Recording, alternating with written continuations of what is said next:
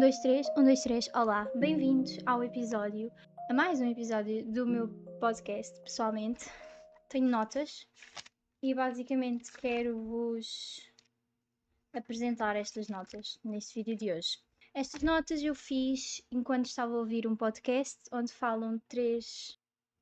Realmente foi muita irresponsabilidade minha vir aqui gravar sem saber exatamente o que é que os homens que eu ouvi naquele podcast são ou fazem efetivamente. Mas pronto, eu senti muita verdade no amor deles por Deus e muito conhecimento e muita sabedoria. E eu vi o episódio deles sobre o mal, a maldade. E sinceramente é um assunto que me cativa bastante. Porque durante muito tempo foi o que me afastou muito de Deus, mas hoje é a razão fundamental e principal de eu me aproximar de Deus. Então vamos lá. Basicamente, partimos do segundo questionamento. Se Deus é bom e todo-poderoso, então por que é que Ele permite o mal? Esta pergunta é bastante boa, não é? A primeira coisa que me vem à cabeça é a ideia de que o que é o mal e o bem se não existe Deus? Se não existe um Deus todo-poderoso, todo amoroso? Quem é que define o bem e o mal? Então, o bem e o mal deixam de ser conceitos universais, certo? Portanto, quem não acredita em Deus não acredita em leis universais que assegurem eticamente e moralmente todas as pessoas. Vou trazer primeiro também a definição cristã católica do mal. Segundo, e enfim, e vamos aqui uma coisa. Eu nunca estudei teologia, só tenho as minhas vivências e a minha leitura disto. E portanto, eu vou partir do princípio que a maldade é a ausência do bem. Ou seja, eu não acredito que o mal seja algo palpável e existente. Eu acredito que, tal como o frio é simplesmente a ausência de calor e a sombra é a ausência de luz, tanto que tu não podes acender um fósforo negativo, ou seja, um fósforo que cria escuridão. Este é o exemplo que eles dão no podcast. Tal como a doença é a ausência da saúde, eu acredito que o mal seja simplesmente a ausência do bem. E eles deram um exemplo no podcast muito interessante sobre isso, que é, por exemplo, um buraco numa camisola. Se não houver camisola, não há buraco. Da mesma forma que se não houver o bem, não existe o mal.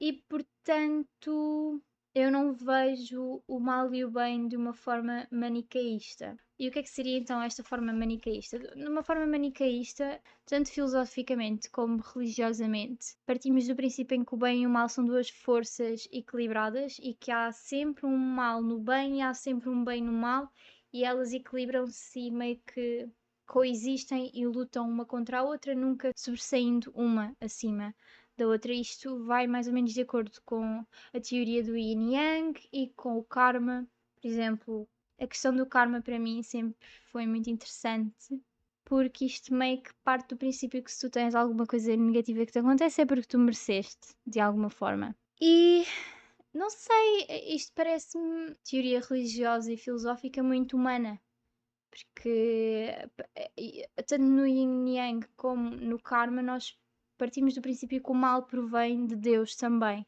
E então nós partimos do princípio que Deus tem maldade. É um Deus maldoso e bondoso, mas maldoso também.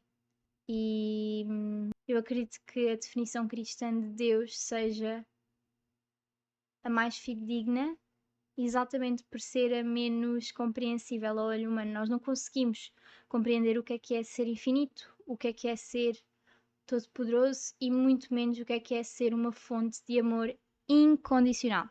Tipo, não estamos a falar sobre amor incondicional. Eu acho que nunca ninguém vai ter completa certeza do que isso significa, honestamente.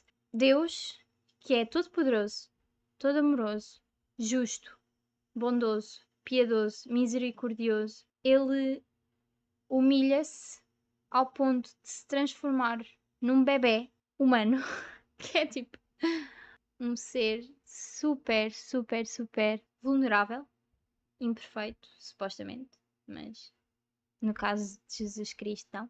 Mas enfim, que tem as suas limitações por ser humano, e ele faz isso para nos salvar do pecado que é uma escolha nossa e que nós escolhemos fazer porque ele nos permitiu escolher isso porque nos deu a liberdade de afastarmos-nos dele. Ou seja, parece bastante complexo num sentido ético, mas é bastante simples, é amor incondicional. Alguém que te criou sabendo que tu eras imperfeito, sabendo que tu ias errar, que esse erro o ia pôr em causa, o ia fazer ter que se sacrificar por ti, e ele faz isso tudo. Ele cria-te mesmo assim, ele criou-nos mesmo assim, mesmo sabendo todo o sofrimento que nós o iríamos fazer passar e mesmo sabendo que muitos de nós nos iríamos distanciar dele e escolher ir para longe. Ele deu-nos a capacidade da escolha, de escolhermos, porque senão também não seria amor da nossa parte para com ele. Não é por isso que ele o fez, mas acho que isso é algo que ajuda à compreensão humana quanto a Deus e quanto à escolha de nos dar a liberdade. É que se nós fôssemos perfeitos e o mundo fosse perfeito, seria fácil escolhermos amar Deus. E na verdade nós seríamos mais um espelho de Deus do que uma criação, porque nós seríamos um estender, uma continuação de Deus, seríamos um reflexo, seríamos uma continuação de Deus. E Deus criou o mundo, o universo, não é isto? Em 7 dias, e num dos dias ele descansou. Eu não sei se eu estou a dizer barbaridades, mas no sentido de dias e do que é que ele descansou. Mas enfim, vocês acham que Deus precisava de descansar porque ele estava cansado e precisava de dormir? Não. Ele descansou no sentido em que ele se distanciou num dos dias da criação para garantir que o universo e nós não seríamos só fantoches da sua vontade. Ele deu-nos a liberdade de sermos seres inacabados, num certo sentido, e portanto imperfeitos, e portanto tudo aquilo que ele não é. Isto para dizer que nada é mau em si próprio enquanto existe. Enviesar o bem é o desvio, e é isso que é o mal, é o desvio do bem. E portanto, nós podemos ter atos e expressões que sejam um desvio do bem e que geram o mal, mas não porque alguém é maldoso, mas porque escolheu e preferiu acabar, esconder ou privar a sociedade ou um sujeito ou a si mesmo de algo que é bom. Faz sentido? Outra coisa que eu achei bastante interessante e que eu já tinha ouvido esta frase, mas eles voltaram a referir no podcast, e é: o pecado é o amor de si por si mesmo levado ao ódio de Deus e dos outros.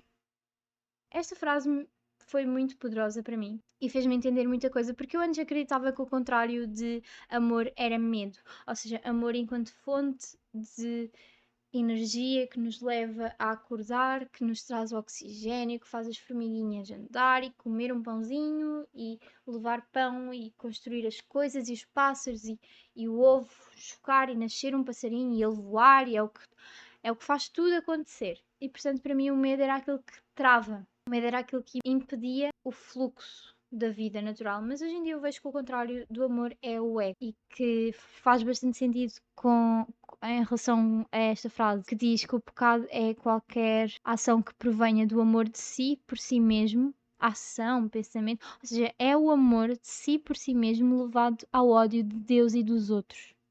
É quando tu estás tão afundado, tão preso em ti mesmo, nas tuas necessidades, nas tuas próprias vontades, que não consegues olhar para o outro e olhar para Deus. Só consegues ver-te a ti mesmo.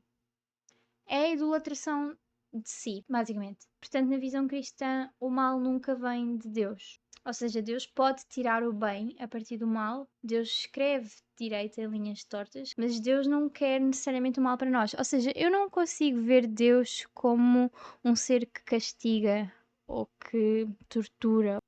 Outra coisa interessante, muitas vezes ligada à religião, trazem a ideia do anjinho e do demónio, como se fossem duas fontes de conhecimento, mas na verdade só existe uma fonte, que é Jesus, o caminho para Jesus, e nós decidirmos outro caminho qualquer e desviarmos-nos dele. No entanto, o mal não tem qualquer poder diante de Cristo. Ou seja, é só nós andarmos no caminho de Jesus que não existe demóniozinho aqui. Existe sempre a possibilidade de nós escolhermos distanciar-nos de Deus. Mas, enfim, não são duas forças para mim que lutam uma contra a outra. Bom, depois nós podemos dividir o mal em vários males, mas os dois males que eu acho mais interessantes são o mal físico e o mal moral. Eu já falei um pouco do mal moral neste vídeo, até porque é o mal mais fácil de justificar, Porque o mal moral é simplesmente uma consequência do facto do ser humano ser livre, ter o livre-arbítrio, de ter a possibilidade de escolher amar Deus ou distanciar-se dele. Portanto, é bastante lógico e fácil de entender.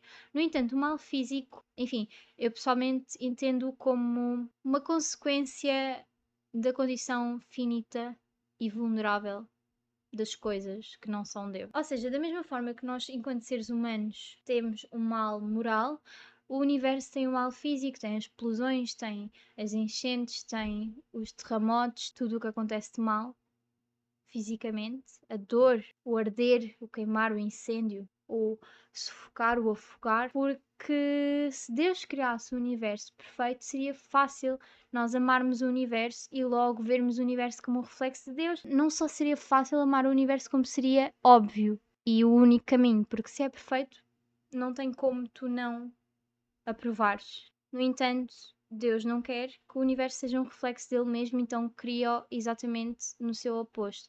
Cria-o finito, com início, meio e fim, cria-o não acabado, vulnerável, imperfeito e com amor condicional.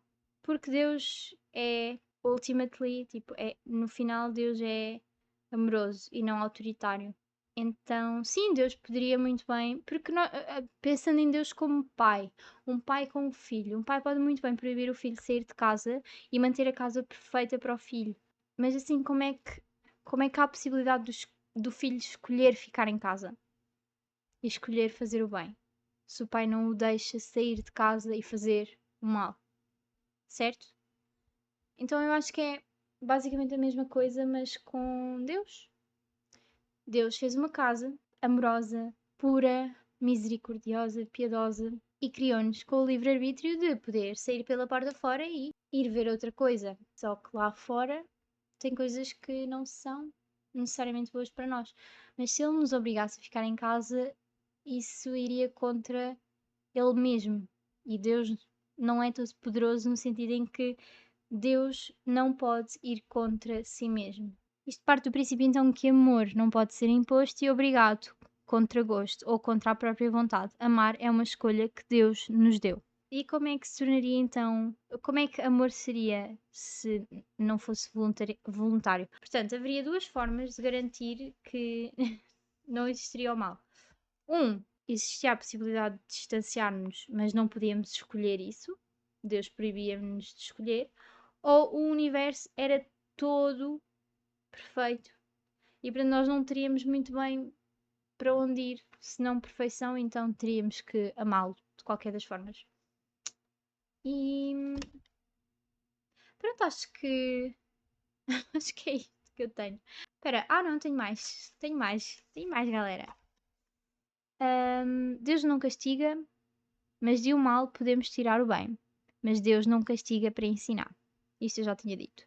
Deus permite o mal físico porque criou o mundo em onde existe a evolução. Cristo aparece para nos lembrar que Deus é bom e reorientar-nos no caminho da salvação e nos lembrar permanentemente dessa bondade infinita e misericordiosa de Deus e escolhermos o certo. Ou seja, é quase como, imaginem, estão numa sala de aula, são bebés e estão a aprender quanto é que é 2 mais 2. Já repetimos, 2 mais 2, 2, 2, 4. 2, 2, 4. Está no quadro, 2 mais 2 igual a 4. E a criança diz 2 mais 2 igual a 3. 3 foi o que a criança disse. 3. E então Deus ficou tipo, ok, calma, eu vou enviar lá alguém para lhes relembrar quanto é que é 2 mais 2. Então enviou o professor, Jesus Cristo, que está lá e diz assim, diz bem baixinho assim, olha, 2 mais 2 é igual a 4. Porque 2 é 1 mais 1. E se tu juntares mais 2 uns, dá 4. Olha, assim, assim, 4. Agora tu, vai, força. E nós podemos escolher dizer 4 ou não, porque ele não nos obrigou a nada, mas ele facilitou bastante as coisas em vir nos ensinar. E pronto, é basicamente isso. Outra metáfora que eu também gosto da ideia é da ideia da criança no dentista. Por exemplo, os nossos pais davam-nos brócolos, mesmo que nós não gostássemos do sabor, porque eles sabiam que não era sobre o sabor, que a comida não é necessariamente para nos dar prazer, mas sim para nos nutrir e para nos fortalecer e para nos preparar para nós crescermos e ficarmos fortes e lidarmos com os obstáculos. Da mesma forma que Deus muitas vezes nos pode trazer a possibilidade de comer um brócolo e nós acharmos que aquilo não é muito prazeroso ou não entendemos o porquê de termos de comer o brócolo, mas não significa que por não ser prazeroso que não seja bom para nós e, portanto, devemos ouvir Deus e as recomendações e sempre que possível e sempre que conseguirmos seguir essas recomendações. Ok, agora acabou. Beijos! Espero que tenham gostado deste episódio. É um tema que, sinceramente, eu não sei muito sobre, mas ao mesmo tempo gosto de falar. E, portanto, se vocês tiverem alguma opinião sobre isto, se houver alguma coisa que vocês não concordem, comentem sempre com o amor e o Espírito Santo presente, com a vontade de conhecermos a verdade em conjunto. Porque eu não estou aqui a falar, e mesmo que às vezes possa parecer, pelo tom com que eu falo, mas é só para eu seguir uma linha de raciocínio. Pode parecer que eu sei, mas eu não sei nada, tipo, eu não sei nada. Se vocês me vierem com alguma outra teoria, por favor, com carinho e educação, como Deus nos ensinou, eu estou completamente aberta em desconsiderar tudo aquilo que eu acredito. Tudo não. Deus não. Nem Jesus. Mas estou capaz de desconsiderar a forma como vejo Deus e Jesus. E gostava de conhecer a vossa verdade. Se vocês gostaram deste vídeo, deixem um like, subscrevam, digam nos comentários o que acharam sobre este tema e espero-vos num próximo episódio.